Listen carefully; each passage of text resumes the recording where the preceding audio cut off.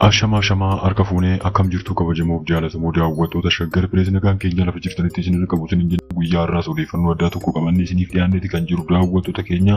Odeeffannoon keenya guyyaa irraa immoo daawwattoota keenya egaa waa'ee aartistii Leencoo Gammachuutiin wal qabatee egaa wanti haaraan tokko dhagaamee egaa kan jiru. Aartistii Leencoo Gammachuu yeroo ammaa kana egaa daawwattoota keenya taateen haaraan tokko quunnamee kan jiru yoo ta'u egaa wanti aartistii Leencoo Gammachuu quunnamee kunoo maalidha daawwattoota keenya egaa aartistii Leencoo Gammachuu yeroo ammaa kana haala akkamii keessa jira akkasuma maatiin isaa kan jedhuuf daawwattoota keenya egaa odeeffannoo haaraa waa'ee aartistii kana guutuu qabannee isiniif dhuunneeti kan jirru. Kanaaf isinillee egaa daawwattoota keenya aga xumura viidiyoo kanatti yoo daawwattan egaa odeeffannoo guutuu waa'ee aartistii keenyaa kan argattan ta'a. Kanaaf aga xumura odeeffannoo kanaatti eessayyuu hin deeminaan dhufaan turan affeerraa keenya. Warri chaanaalii kanaaf aalee taatan immoo chaanaalii kana sabiskiraayib gochuun maatii keenyatti dabalamaa viidiyoo kana laayikii godha akkasuma hiriyoota keessaniif godhadha. Aga xumura viidiyoo kanaatti eessayyuu hin deeminaa dhufaan turan affeerraa keenya.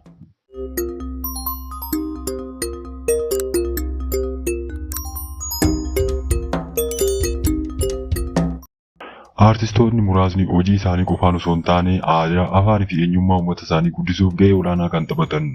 Aartist Leencoo Gammachuu egaa aartistoota akkanaa kana keessaa tokko yoo ta'u, aartistii sagaleen isaa miidhagaa sirboota aadaa Oromoo calaqqisiisanii fi hojii aartii isaa waggoota hedduuf hojjechaa tureen beekamtii guddaa kan argate yoo ta'u, aartistoota beekamoo Oromiyaan qabdu keessaa tokko yoo ta'u, aartist Leencoo Gammachuu egaa naannoo Oromiyaa godina Wallaggaatti dhalatee kan guddate yoo ta'u, aadaa fi afaan Oromoo waliin wal qabatee kan guddate yoo ta'u, yeroo ijoollummaa isaa irraa eegalee fedhii muuziqaa guddaa qabaachuun kan beekamu yoo ta'u, dandeettii isaa uumamaa fi sagalee addaa qabaachuun sirboota garaagaraa keessatti hirmaachaa kan ture yoo ta'u, jireenya isaa keessattis hojii aartii qofaan osoo hin taane hawaasa isaa waliin walitti dhufeenya cimaa uumuu kan danda'e yoo ta'u, kanaanis egaa dinqisiifattootaa fi akkasuma immoo jaallattoota hedduu horachuunis danda'eeti egaa kan inni jiru. Leencoo Gammachuu waggoota hedduuf aartii Oromoo keessatti hojii guddaa hojjechaa kan ture yoo ta'u, sirboonni isaa baay'een jaalala aadaa fi tokkummaa akkasuma immoo jiru jireenya uummata Oromoo irratti kan xiyyeeffatan yoo ta'u, sagalee isaa addaa fi egaa mala sirbaa nama hawwatu sirboota afaan Oromoo hedduu egaa hojjechuu dandeeti kan inni jiru.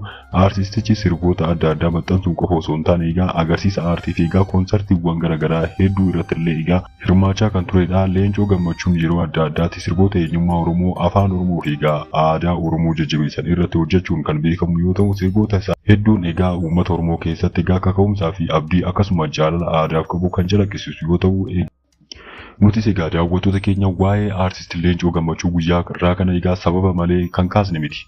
Innis egaa karaa sooshaal miidiyaa garaagaraatti egaa ergaawwan baga gammadee isaaf darbaa kan jiru yoo ta'u, innis egaa poostii ajaa'ibaa akkasuma hedduu nama gammachiisu tokko egaa karaa sooshaal miidiyaa isaa maxxansee egaa kan jiru daawwattoota keenya. Innis egaa aartist Leencoo Gammachuu egaa guyyoota darban keessa egaa mucaa isaa jalqabaa kan argate yoo ta'u, egaa innis egaa poostii karaa sooshaal miidiyaa dhuunfaa isaa guyyaa irraa maxxanseen egaa ilma isaa jalqabaa guyyaa irraa egaa bifa gammachuutiin fudhatee gara manaa isaatti egaa akka galee ibseet egaa kan inni jiru daawwattoota keenya. Poostiin isaatis egaa waaqa isaa malee kennaa imaanaa lubbuu nuuf kenneef ulfina jajamuun haa ta'uu jarri yookoo hospitaalaa adda durummaan Dooktor Sableen durfamu ilma koo nagaan naaf egaa kennaniiti kan isaan jiranii. Galatoomaa hundi keessanuu hojjettoonni achi keessaa amma eegumsa balbalaatti haalaa fi safuu qabeeyyiidha.